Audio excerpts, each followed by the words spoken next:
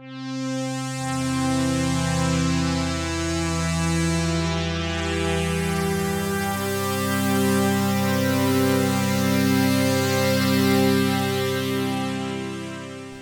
was born at Doctors Hospital in Manhattan on January 1st, 1950, 1150. And my parents my mother was a refugee, Germany. She and her family managed to escape in probably 37, 36. Hitler was already getting in place, and they knew what was going to happen. And it took them, Roosevelt was not giving a lot of leases to people to come over from Germany. He held the numbers way down. I don't think anybody really knows why. I don't know the reason for that, only maybe he knows that. But they had to move around Europe for 9 months before they could finally get a passport to get to America. And lucky enough, he had become successful in the fabric industry and had made some money. So they, whereas many people couldn't not get out, they had the ability to get out. So there was my mother, grandmother, grandfather, and my mother's brother, Walter. And they sent Walter ahead, and they knew well that the kids were going to school in Germany, that sometime around 34, 35, it was pretty obvious that in even all the schools they were being called names, they were being hit, they were being threatened. Because my grandfather and grandmother were very educated, they could see what was coming down the line. And think about that. What kind of, you have to leave your country, you have to leave your business, you have to give up your house. The mayor of the village took over their house. And it took a certain amount of strength and money to be able to do this.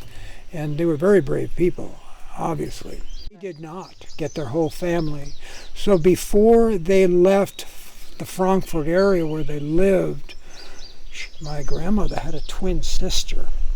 And she said, we have to go see her and tell her she must get out. And my mother told me the scene, and I'll never forget about it.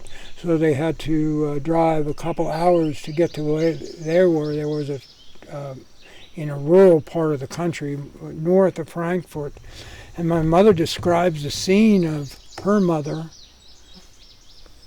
running out of the vehicle, and her mother's sister, who's her twin, running out of the house and embracing each other and crying.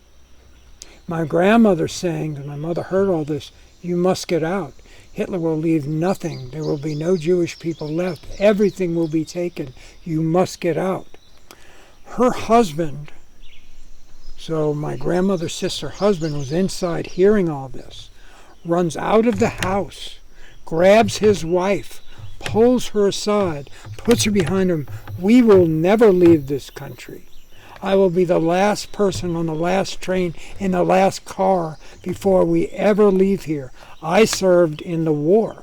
So Jews were in World War I. I mean, Germany's created a lot of havoc, but that he was talking about World War I.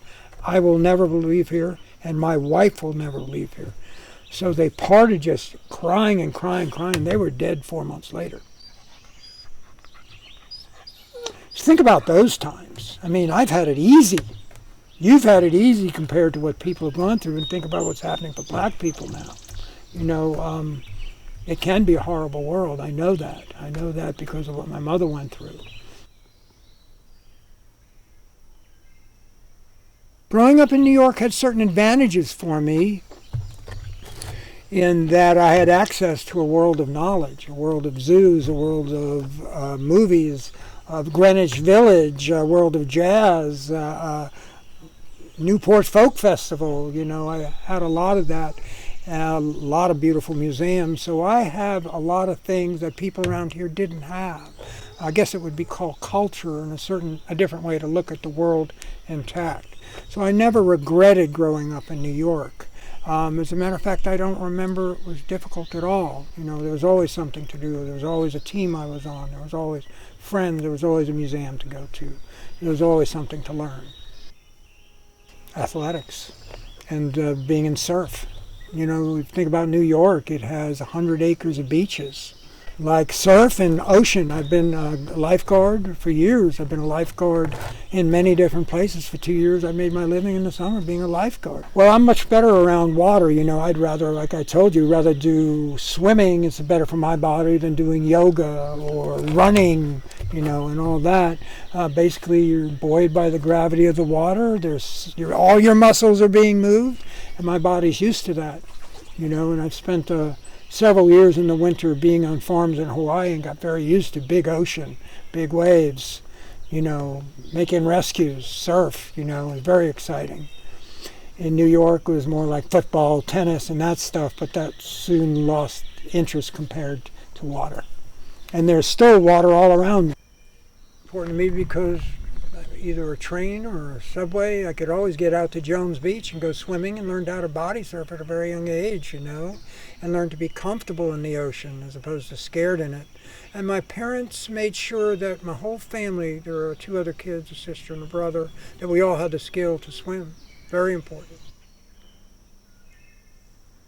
Family had high expectations of me that I never met, because I was a horrible student and always bored with education. Most of my years in school, I was just looking out the window and waiting to get out of school so I could play ball. I was not really, a little bit interested in history, I remember, but I just was not really interested in, it didn't hold me, you know.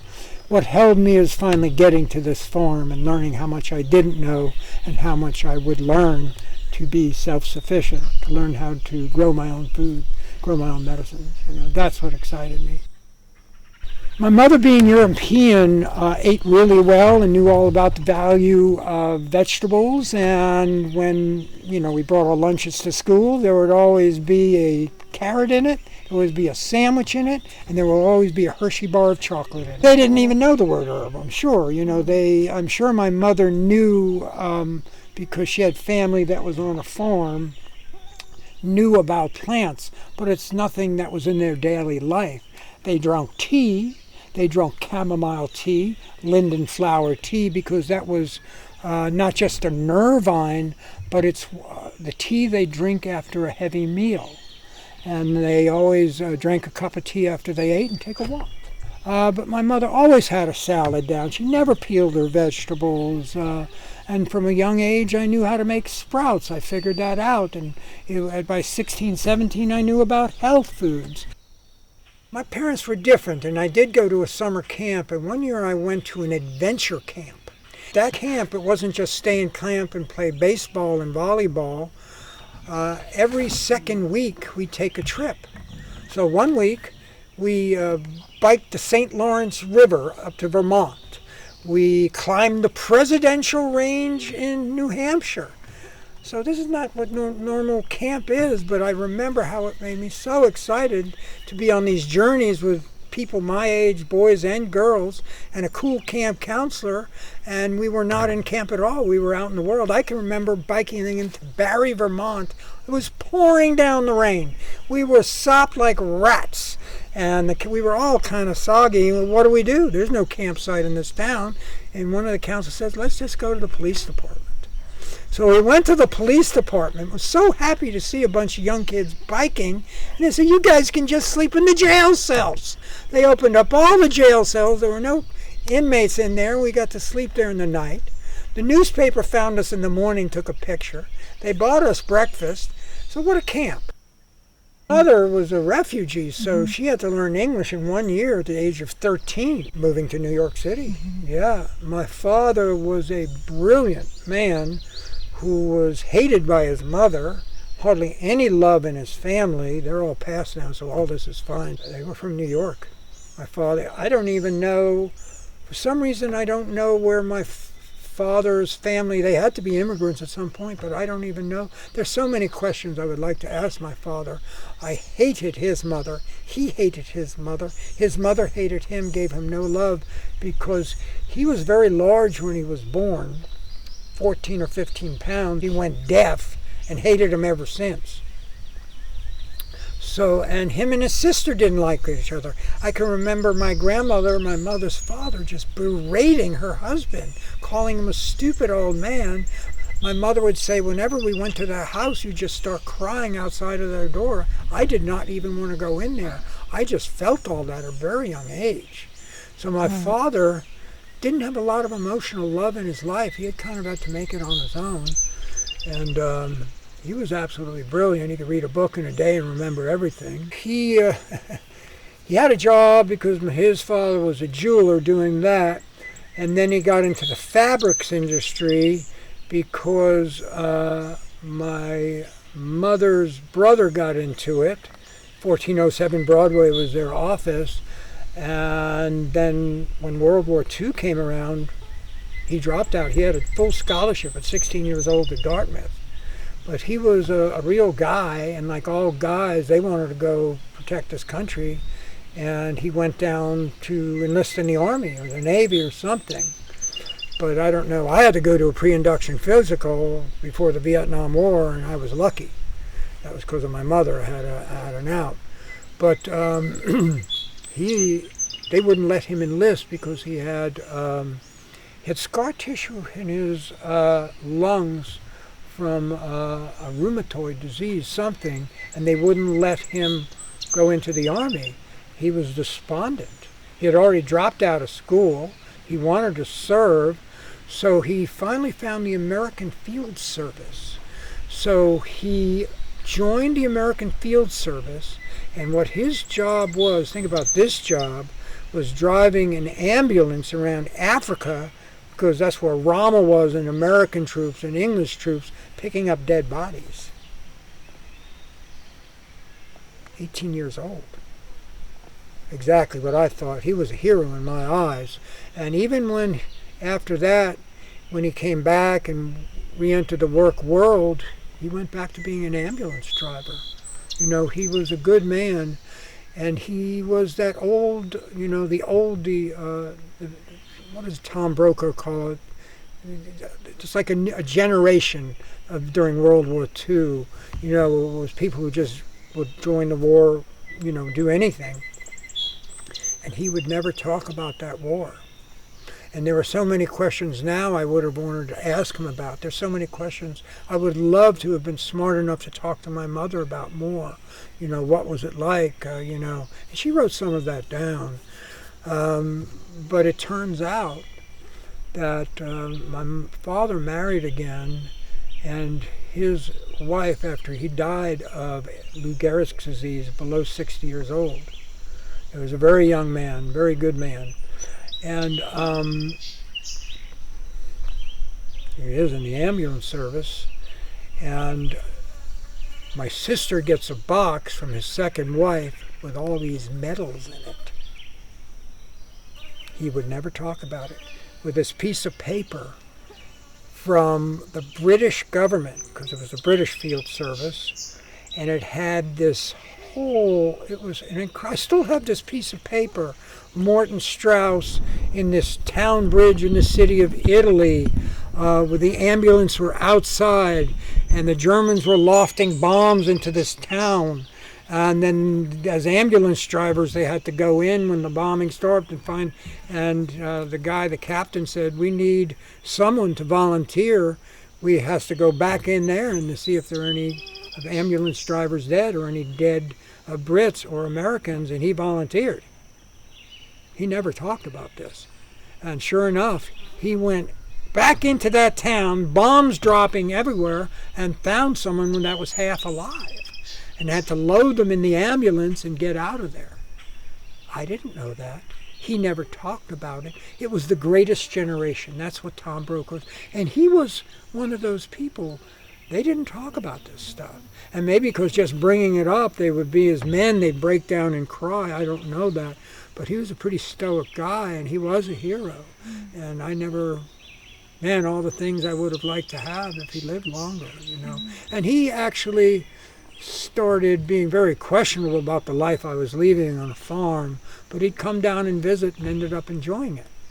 Yeah, I can remember what do you got? You got a lot of vegetables out there. How do you keep the deer away? The first message was you piss in a bottle and put the human pee right there. He got into that, and every morning he'd come down from his bedroom with a bottle of pee, say, I'm doing my job, Paul. I'm go out there. What do you want this pee on there, It was sad he died at a very young age.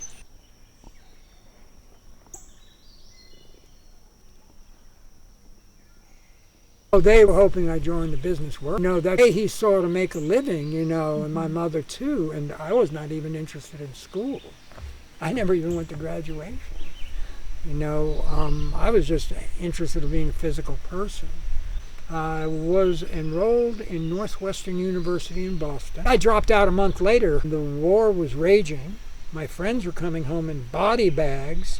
I dropped out of school and became part of the movement to try to stop that war. I was a group of people that was able to, this is all heavy stuff, I'm sure, to some people might like not hearing this, but it was an illegal war, and it was a war with no reason, and there probably still is no reason, and all the generals who served in that war knew that in the very end of it. But when you have friends coming home in body bags who you've played ball with your whole life, you're going, holy shit, what can I do?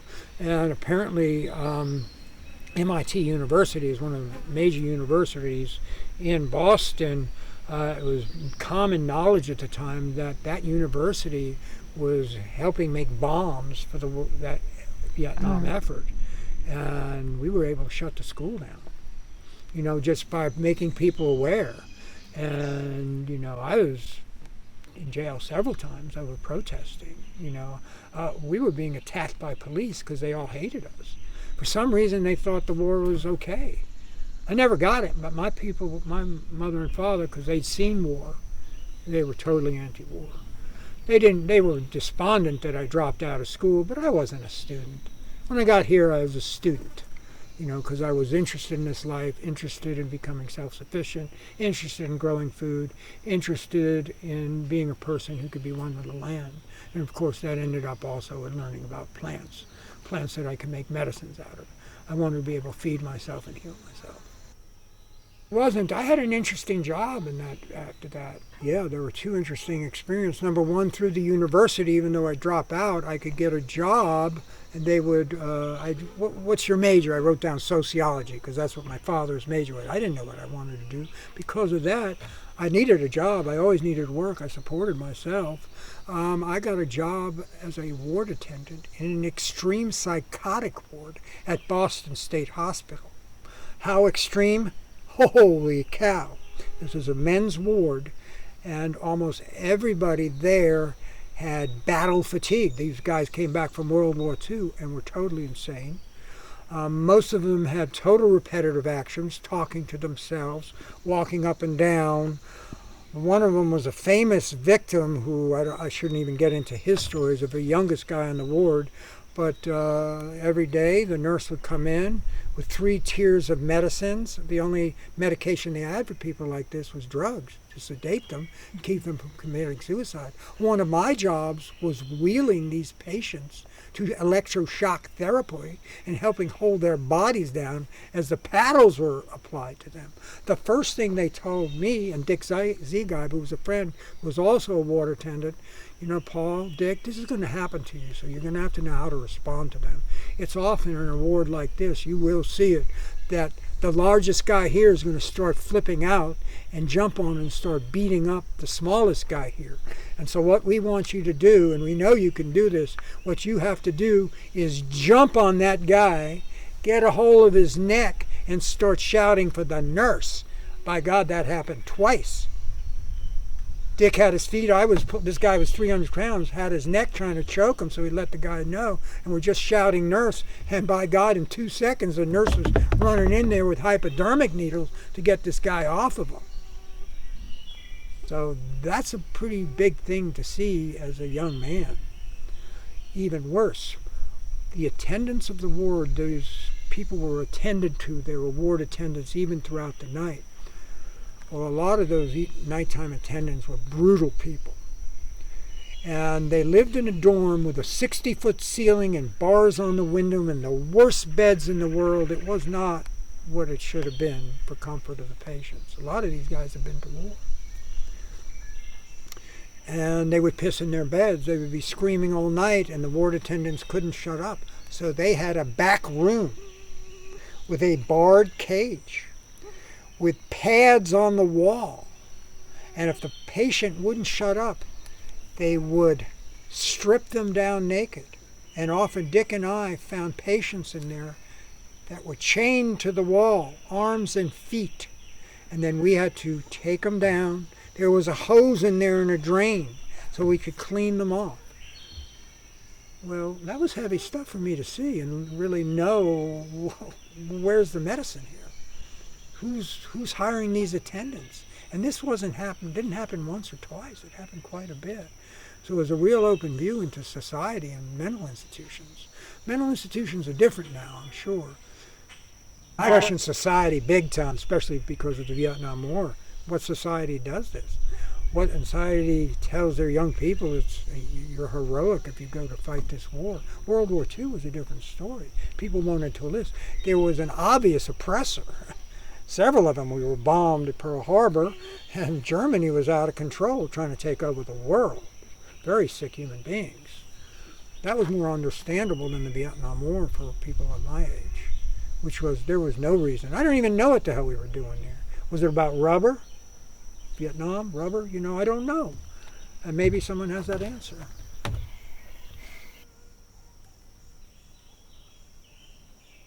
Well, every New York kid wanted to see California at some time, It was 67 was the summer of love, and I missed it by a couple years, but I headed west with a road trip with a couple other friends, which of course is in the movie, talks about it. There's some pictures in there too, to try to get to California, to be part of it, to get to the ocean, to see California, to see this fabled place, which is New York is on the east, San Francisco's on the west, So that's where we were headed, and I remember we drove down to Florida, went out to Keys, we camped the whole way. It was a big camping camp all across the country. It was 3 other people. And one friend, Richard Liebman, we'd gone to high school together, and he's one of the person that helps narrate the story that the movie's around. He's a good voice for it. He knew me well. We still know each other well. He farms in Hawaii right now. We're still great friends. And we wanted to go to Taos, New Mexico, because of the hot springs we had heard about, and there was a pueblo right in town, so we went right through Taos.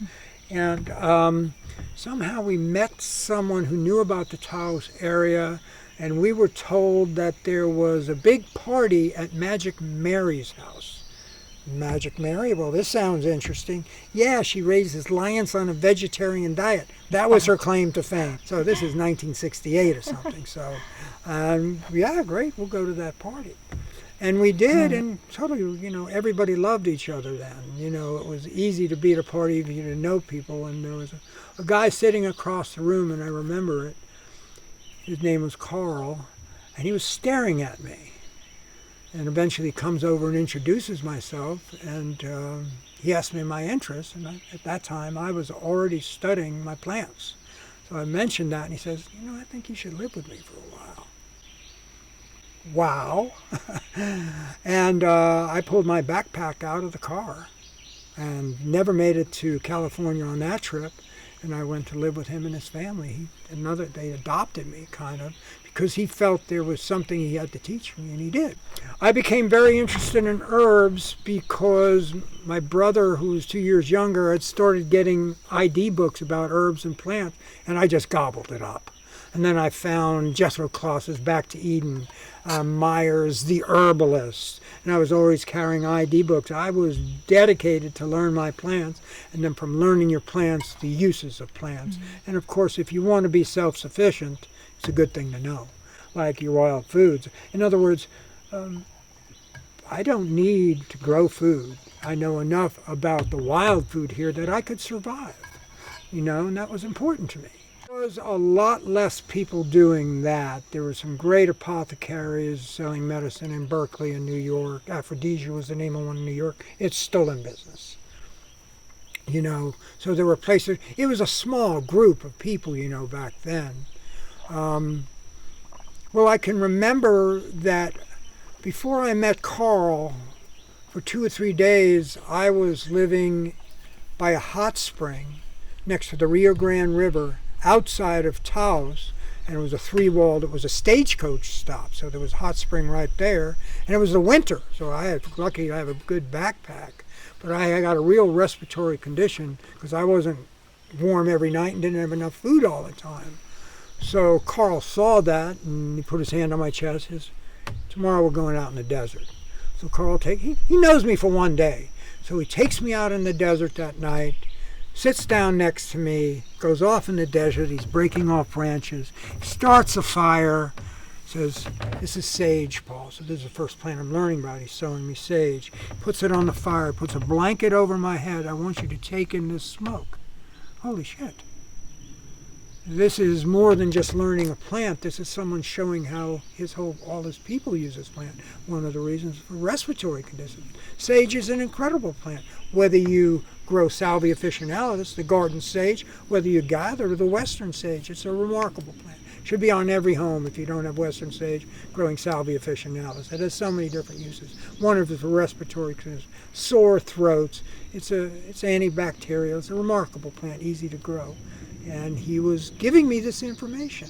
Right away, the learning had started. I think that he saw something in me. Maybe the way I was talking, maybe he heard a conversation of me talking about the hot spring on the Rio Grande River, but he's studying me, and he made a point of bringing me into life. Much like Bill Claunch did, he saw something in me that he took in. The farm that's the sanctuary, Liam B. Woods, and you see it in that movie too, they just took me in. They took me in as one of their sons.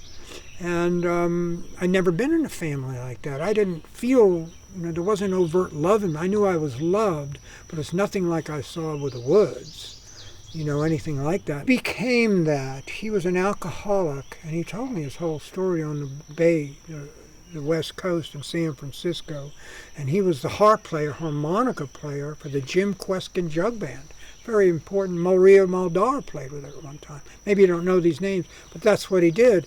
And he finally beat alcoholism and moved out of the city. And I don't know how he got to Taos, but he had a lovely wife and child, And he just saw something in me, and right away I said I was the luckiest man. I'm the luckiest guy in the world to meet this guy, just like I was to meet Bill Claunch.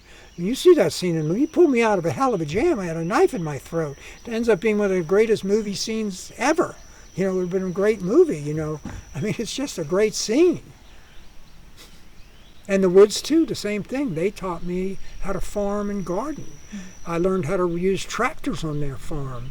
I learned how to, there was a huge forest there, starting to identify woods, identifying herbs there.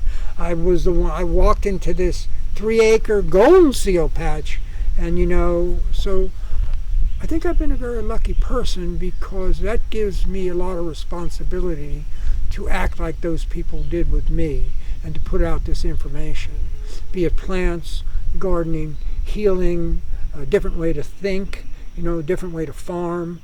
So I feel a lot of responsibility because I got a lot of great gifts from this life, from these people.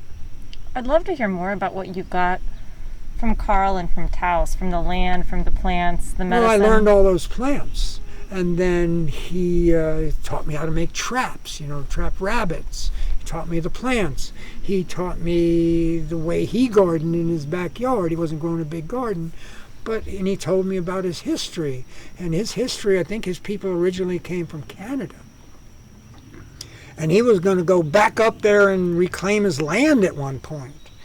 And made me a member of the tribe. I don't know how someone does that. And he wanted me to come with him. Of course, I disappointed him greatly because I had other things to do in my life. And that's the point. 6 months later, I got out on the road and hitchhiked and ended up in Meigs County.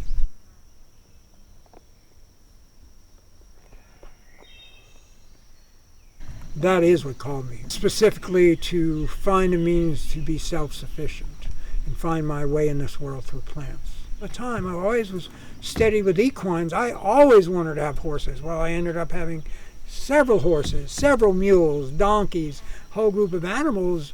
I wanted to farm. I wanted to do everything that I've now learned. What happened to me in New Mexico was in New Mexico. You know, what happened to me here happened to me here. My life was just going on. I mean, was it a chance that I met those two long-haired guys over the flat tire in Taos? They knew there was golden seal and ginseng in southeastern Ohio, and a lot of it. I said, I'll go back there. That was the first question I asked them. Where are you from? Athens, Ohio.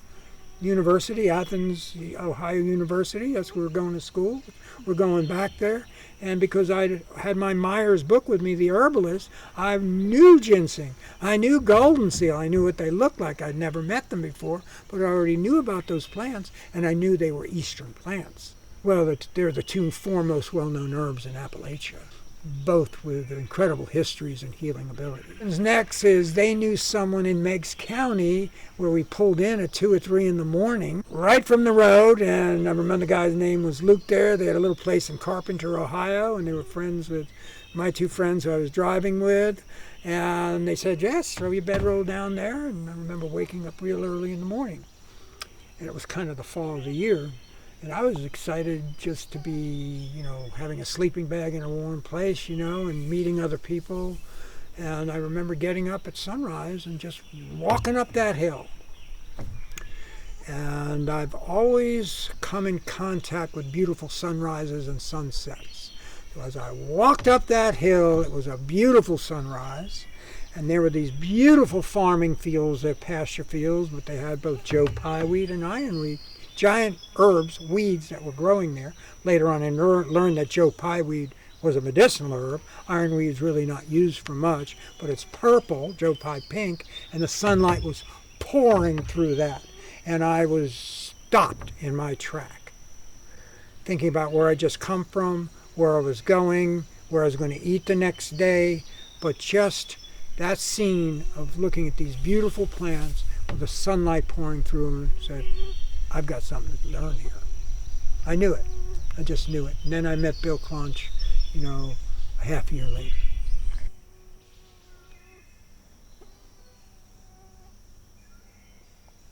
They weren't mining this area in the 70s, but they moved on to other areas. If it had coal, they wanted to strip mine. No, you didn't have to put a bond. You could just leave it as a mess. You could leave it trashing the streams. It did not matter.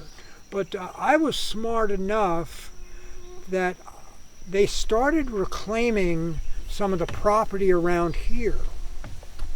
So I would climb up on some of the hills and look down at what was the strip mine and see how they were reclaiming it.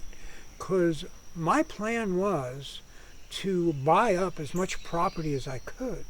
I promised myself I was going to reclaim as much strip mine as I can. Because the stream that was on my farm was dead. I mean, the water was good all around, but any stream that ran near a strip mine was toxic, you know. So I made it my point to learn how to do that, so I watched how the U.S. government did that.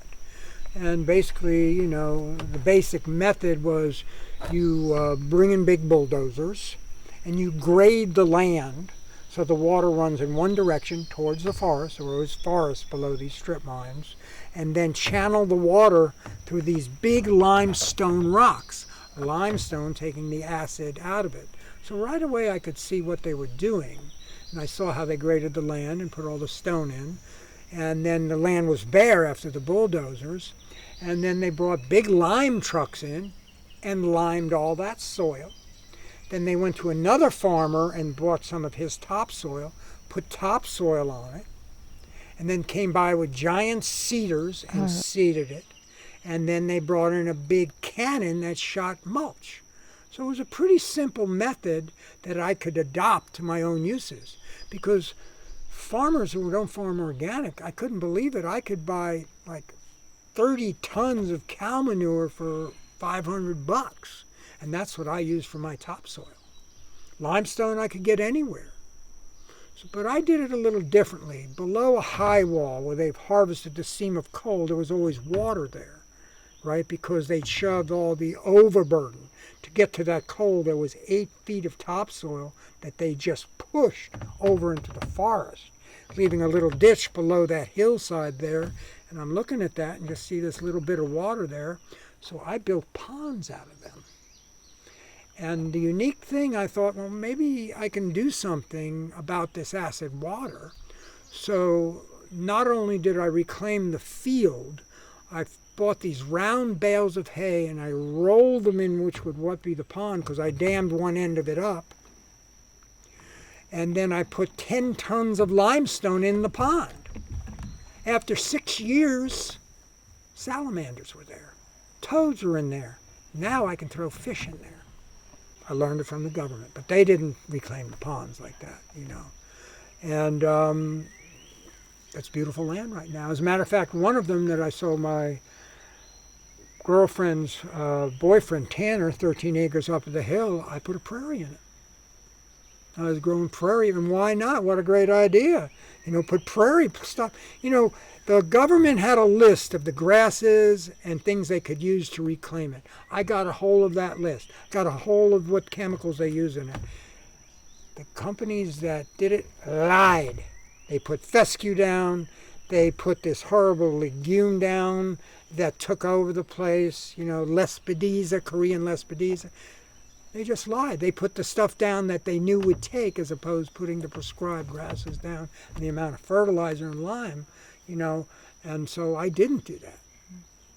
I had other means. I was an organic farmer trying to make my way, and I could buy manure cheaply. I had a friend with a little pickup truck, you know, and a little bulldozer, and we could grade it all out and put the limestone there and deepen the pond and dam it up, and now it's a beautiful pond.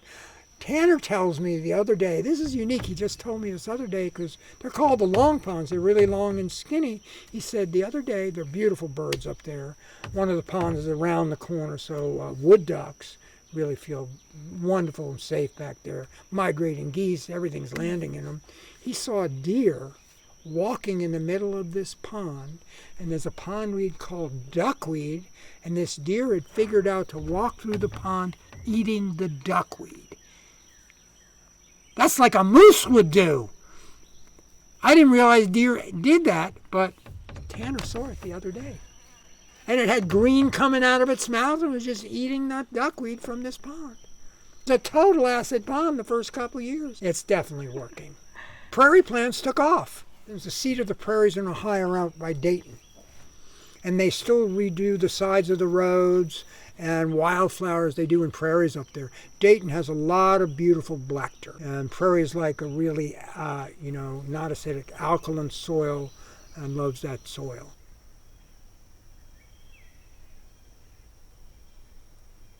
One of the first things I did when I came in contact with the sanctuary in this place is make a life list.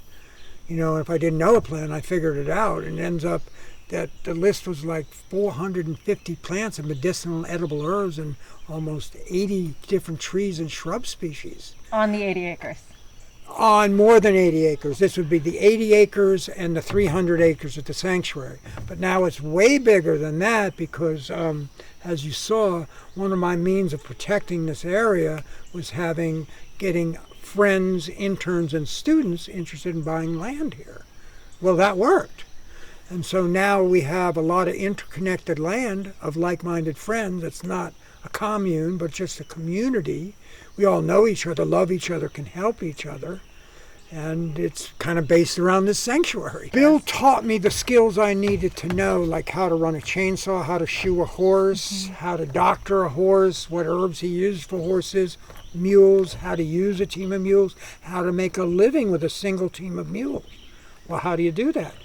When I moved to this property, locust is in demise right now because of two native bugs, the locust leaf miner and the locust borer. Locust is a pioneer species, so in its peak when I moved here, locust is one of the first trees to take over farming fields, like elm. They're pioneer species.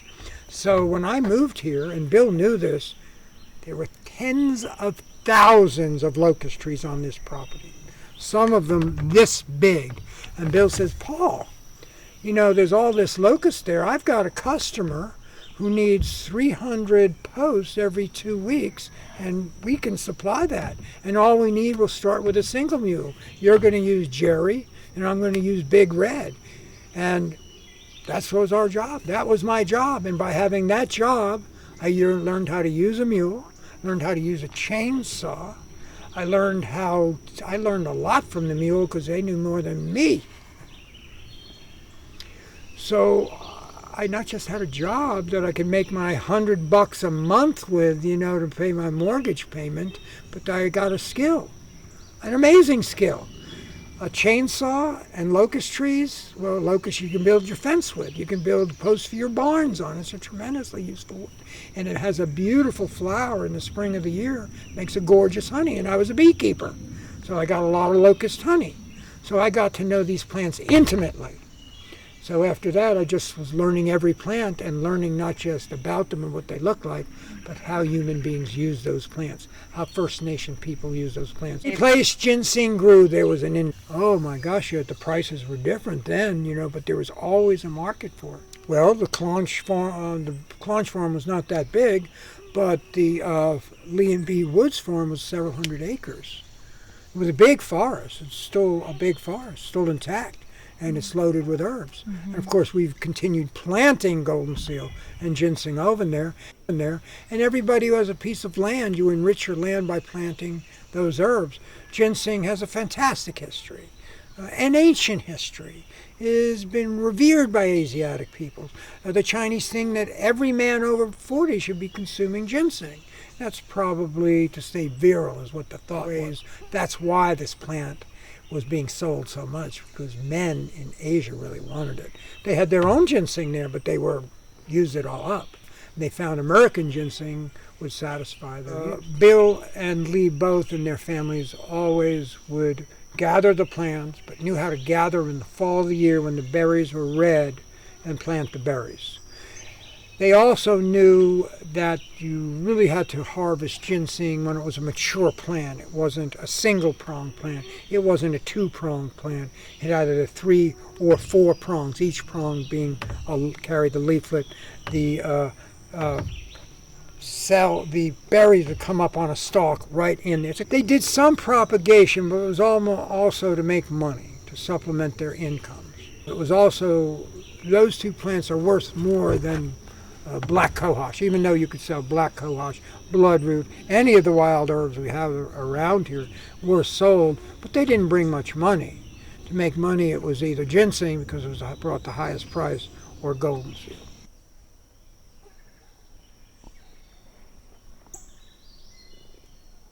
Time I was 22 years old. I bought the farm at 20 years old.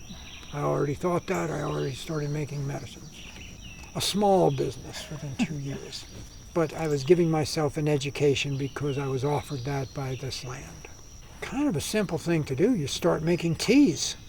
So that's a water, a menstruum, So I always loved tea. I never drank coffee. So find mint, find chamomile, find herbs and make teas out of them. And then I started making blends of herbs. Then I started studying the herb and saying, well, if I make this tea, it'd be good for digestion. If I make this tea, it'd be good for colds and flus, That's all coming pretty simply, And every day I would try to learn a different plant. It took me a long time. My brain was not so quick-fired that I see a plant and know it. I always say recognition through repetition. Once I saw the plant 2 or 3 times, then I remembered it, where it was, what it looked like. But the first time I saw it, I didn't know it. It took me a period of time to actually know the plant and then see the plant go through all its phases.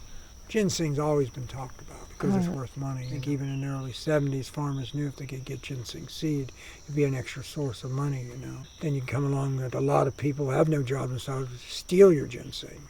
Anything that's valuable can be stolen, so that is a significant part to protect your plants. It's a reality. We're in Appalachia. People don't have a lot of education. It's hard to get a good job. I'm more comfortable in an environment like this than I am in New York City. I have privacy. I can be totally alone by myself, or I could be with friends. My closest friends are these plants. Plants propagated themselves. I found the ginseng seeds. I found golden seal when it was seeding. I learned how to seed them out. I learned the soil they were in. I knew right away, by the time I was 23 or 24, that I better figure out how to make a salve that would take care of my wounds and speed the healing time, because I was wounded a lot. Think about someone who had no skills, building fence, barbed wire fence, taking down the old barbed wire fence to put up new fence, we were finding the old barbed wire, cutting ourselves constantly, myself and the donkeys, the mules, and it was a challenge to make that salve. It took 4 years to figure out the formula, and then a health food store in Athens started buying it in the early 80s, and it worked. So from, little moves, I started selling salve. It became part of my income. And I started teaching people how to make salves. I didn't hold the information. I didn't tell everybody my formula, but I told them about the oils I used, and I told them about why I was using the herbs in there, and taught people about those herbs. From a very young age, I was making medicines because it was part of being self-sufficient. It wasn't necessary that I was going to make a lot of money, but I was doing something that was good for myself and the world. Well, Carl was one of them, certainly Western herbs. And then I must say, Bill was a teacher because he knew a lot of the wild plants. He didn't know what they used, but he'd know that plant. Bill would know the use of that tree. This is how you use oak, this is how you use locust, this is how you use ash, But I got a lot of my information by devouring books, all different kinds of books. I, to this day, don't use a computer. I'm happy with books. Learn from people, but I've learned from my own mistakes and the things I had to heal in myself. So, if I couldn't find the information, there was a book that had the information. I couldn't afford a doctor, and I was wounded a lot. It was dangerous. Learning how to use a chainsaw, I never used a chainsaw before, well, that's not going to be good all the time. No, so I've handled every one of them, and I've had some incredible wounds. But I would always pass out the information about plants, so I always... I was, go to the Ohio University and teach a class during Earth Day about what I was doing, the plants I was using, about making medicines. I started picking up a camera at that point, photographing every herb so I could take a slideshow, either teaching in the winter indoors, show them what ginseng and golden seal looked like, what the root looked like, what the berry looked like. And I started teaching real young, and anytime you teach, you really learn your shit. I started taking people on probably more in the 80s. It took me a long time to get all this information and figure it out, and to figure out how to farm in the way I wanted and how to make medicine. But yeah, I took on apprentices. Some were good and some were bad. The first 10 years we had an intern program at the sanctuary. I was running that intern program, and twice a year we had students come in from all over America. So you were constantly teaching. You were constantly working on the sanctuary, which needed a lot of work. And two of the people that bought land from me and then extended that land were botany students from Ohio University. So all of a sudden we had a little community thing going where they knew prairie plants, I didn't. And they taught me about prairie plants, and then I sold them land, and now Paul owns the land that's joined to my property, and he's got a mill up there, and Hank's farming down the road, and has a construction business, and he has huge prairies. So, and then I started inviting other people in who purchased land. One of those ladies, a person who took classes with me, probably in the early age, Mo Burns, she now is a farmer around here in a very successful tea company. Well, I knew how to learn a simple camera, and I had a 50 millimeter macro lens on it and carried a 135 so I could take, closer pictures of stuff. And I shot Kodachrome. You're going to get good pictures. I shot total slides, and I tried to have a photograph of every plant in all of its phases and the environment it lived in. Well, I had a class. There were I still have 3 big reels, each 140 slides. And so also I was taking pictures of the donkeys, of the farm, Bill plowing, of me plowing, of activity on the farm, of the forest, and people loved it. Not all, I've been in part of the world, but I always take these slideshows with me wherever I went. It was always an opportunity to teach. And anytime you can teach about plants, you're doing a good thing. People are interested in plants.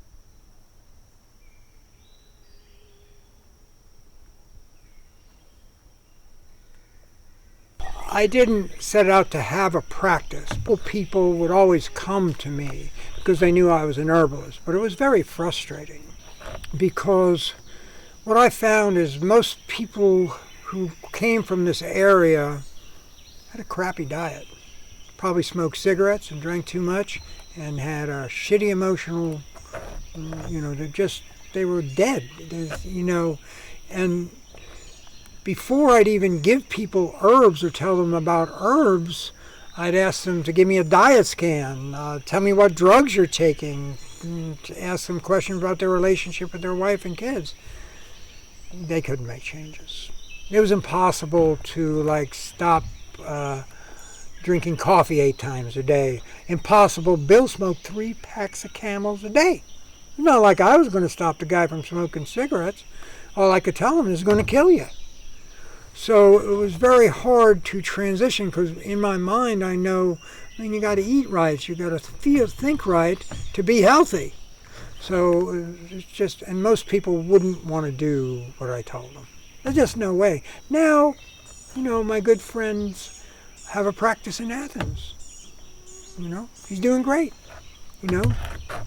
But being in Athens, you're seeing people that are now aware of herbs, who believe in herbs, but it was too frustrating for me. But I still do that, and I'll always give people plants, and always, show and tell people about plants. There's still people that come to me, for that, and I'll always be willing to talk to them, but I don't want to practice, I found it a little bit frustrating that people couldn't make a change, local people. My most probably important role is having created this community rather than teaching all of them were either botany students or interested in plants. They already had that, and certainly I'm sure they've learned something from me, but my interest was into protecting this area and protecting this forest, and more than willing, I found these farms are the people who are now my neighbors and friends. A simple answer. I'm very affected if people poison the ground. A stream ran through my farm. They made a big mistake not reclaiming it. That was a huge mistake. Rutland still floods. Well, no one, it trashed the area. Made land prices go down. It ruined the water. It ruined the air. Coal ruins a lot of things. It's important because people can make money on it and have a living in it. Lee Wood worked for the coal mine. He just didn't only have a farm. His wife, Bee, was a school bus driver, was a post mistress. She had other jobs besides running a farm and raising their family. So I saw the degradation that strip mining did, and I saw that I could have an effect in repairing that by learning how to reclaim land. So it became important to me to have groups of people, friends, who knew all this, who knew they wanted to live an agricultural life, who knew they wanted to use herbs and grow gardens. Well, it's a simple way I could make a better world, quite frankly. All these people are my friends. I'm their friend. I'm their elder, and they can come to me for anything, and many of them might or might not, but I traveled around and saw a lot of different communities to see if I wanted to be in a commune. It seemed like it was kind of idyllic. Oh, horrible. I won't even go into it. Boring. Anyway, I won't go into it, but I saw right away that's not what I wanted. A community is one thing, it's wonderful, but everybody's got their own choices. I'm not the head of a community. I don't want that job. I can give you information. I can tell you how to plant a seed or give you herbs, but I had a totally different role.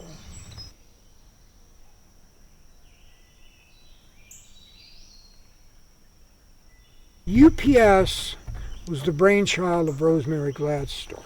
It's a well-known story, that she thought, we got to protect these plants. A lot of them, she knew that. She's traveled all over the world, far further than I have. Rosemary came down here to teach a class with another lady who lived down the road who's no longer living there. And of course, she wanted me to do the class with them. So Rosemary and I were like-minded souls. We hooked up right like that. And she was starting this organization, United Plant Savers. This was probably 91, 92. And, you saw the story about Rosemary giving me a great lesson. And the lesson was simply, damn, you got a lot of this stuff. The lesson was I was a spoiled herbalist. I took it for granted. I didn't know how incredible it was. I did in a sense when I walked into 4 acres of it, and I was already using the plants. So she asked me to be on the board of directors. So after being on the board of directors, Rosemary, she wanted to find a president of that organization. And I suggested my friend Richard Liebman, and he was a naturopathic doctor. I think he's delivered over 100 babies in Hawaii, very competent guy, he's farming right now. And I suggested that this is your guy. And he was hired as president or whatever the role was of that organization. And then Rosemary, myself, and Richard, because Rosemary already knew about that piece of property and that golden seal, we had the idea we wanted to find a home for United Plant Savers. So the way that worked is I had become part owner of that farm. That farm was lost, so a friend and I had to protect it and buy it. That was the obvious home. And even the first couple times, Richard and we talked about what structures we have there. It's all come to pass now. There's a yurt there. Now Susan has got enough money. We've got that great center there now. So the place was picked because I think the way it worked out, and I don't even know why this was, I donated 70 acres of land to what would become the sanctuary. Then after that 70 acres of land, the organization would then buy that property from me, right, which was Lee and B's land, which I and a friend from Hawaii then owned. And that was good by me. I already had too much acreage. At one point I had over 700 acres. That was ridiculous. That's because I'm trying to protect all this land. So it was an easy decision on my part. And then we started an intern program. For 10 years I was the head of that intern program. Hank and Paul were people that worked with me, so I didn't have to work there every day. And we were using the interns to not just learn what we knew about the plants, but to help run the sanctuary. I had to take down 4 miles of barbed wire fence. I had to move huge rocks to build stairways. So that's what the interns helped us do. And I was a person that tried to work harder than anybody because they look at me, this guy's way older than us, and it inspired people is what it really does. You can inspire people by working, for a good goal. And I've known that, and so what a great thing to have an intern program. Then all these kids leave this place loving it and take the information with them. And many of them move back or still visit.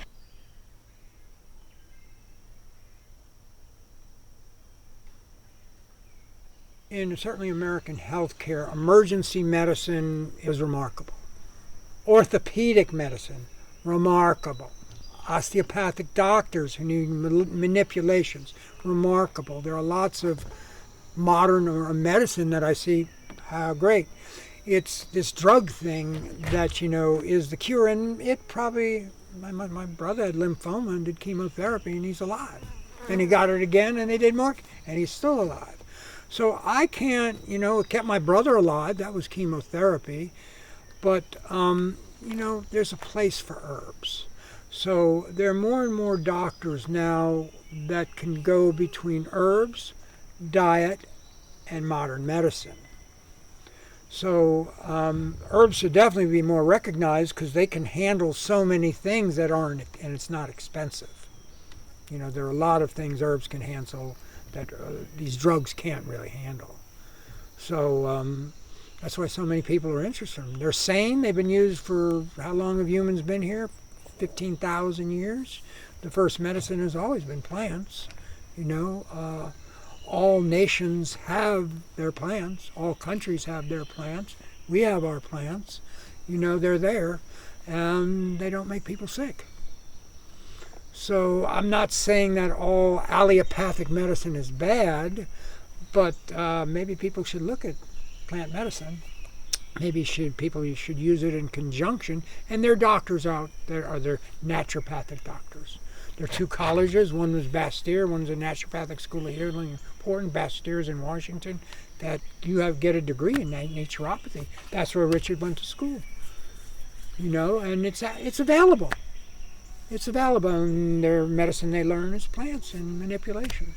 Have you seen the reception and the reputation of herbal medicine change since you started practicing? Totally. Tell me about that.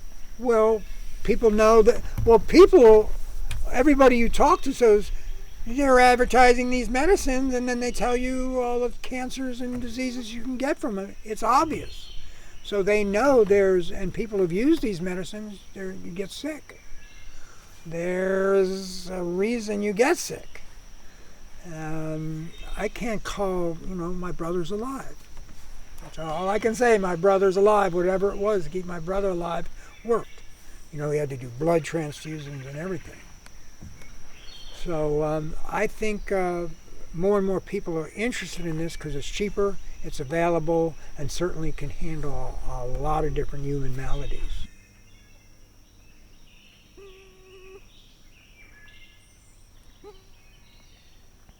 I'm already 70, so your days are numbered. So the reality is that I know, number one, I'm going to live forever. Whatever it is good. Whatever I'm given is good. I'm going to try to do something good with it. And there'll be a point where I won't be able to work anymore, which is psychologically devastating to me. I already know all that. I know the work I can do. I know what I've done, and I know that's what I want to do.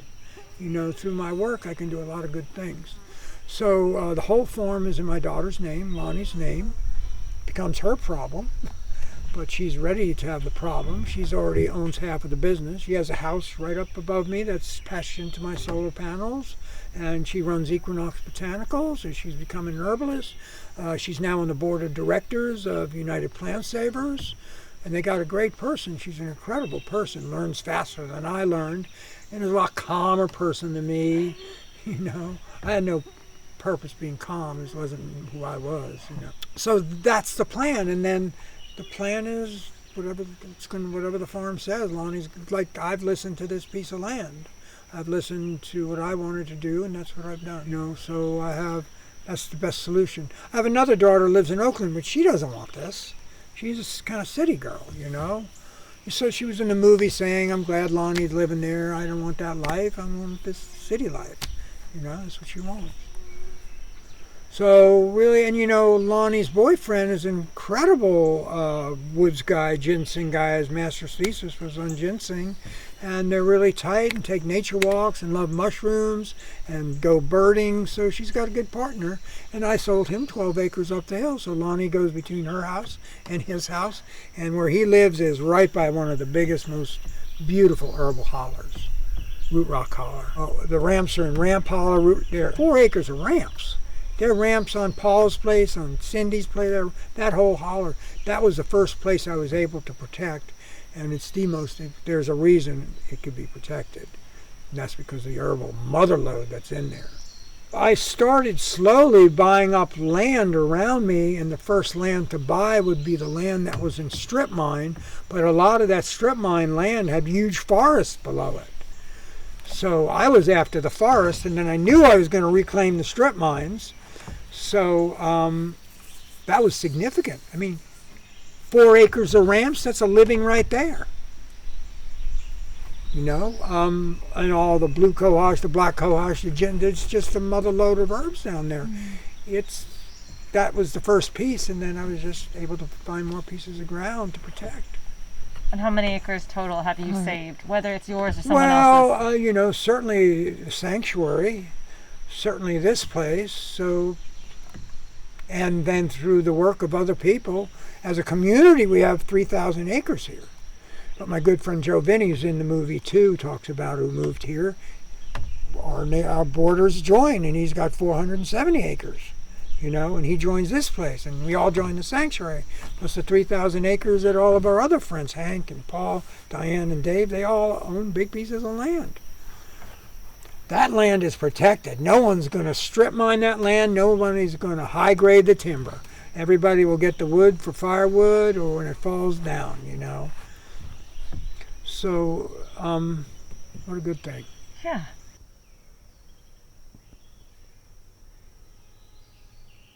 That's my religion. I think plants are higher consciousness than humans. Plants don't need verbal talk. They don't create wars. They protect the earth. You can use them for food or medicine. All the animals and birds use them for medicine. Much higher form of life in my life. I've seen human history. I've seen what happened to young men going to war. It's fucked up. There's only been 50 years of world peace in 5,000 years. It's disgusting. But do people naturally hate people? Do people naturally hate people of different color? It seems to be. Anything different we seem to hate. The Russians hate us, the Chinese hate us, we hate them. Everybody's at war the whole time. It's a horrible world, and it's a beautiful world. And I'm living right in the center of it. I've seen hell, and I've seen heaven. It's right here. It's all around you right now. These plants are probably laughing at us. They're really glad we're talking about them, you know? But they have a different means of thought. It's through chemicals, you know? And this whole forest roots are connected and bundling and passing information, passing chemicals, food. It's all one thing. If people could see that, you know, in a forest, you know, plants could prop up a plant that's sick. They're all connected. Why aren't we that connected? We're not. It's pitiful. I hate to say it, but human beings have really disappointed me in my general view of this life. You know, people hated me because I had long hair when I got here. I was threatened at knife point. All my dogs were shot on my front porch. What is that in human beings? People need to hate. They need to hate so they feel better. So I've chosen this life because I wanted a better life for the world myself, my daughter, and all my friends. And that's what's happened. My life will go on, but these plants will be here, and my daughter will be here, and Tanner will be here, this information will be here, that'll be here, the movie will be here. There are other ways to live besides going killing people.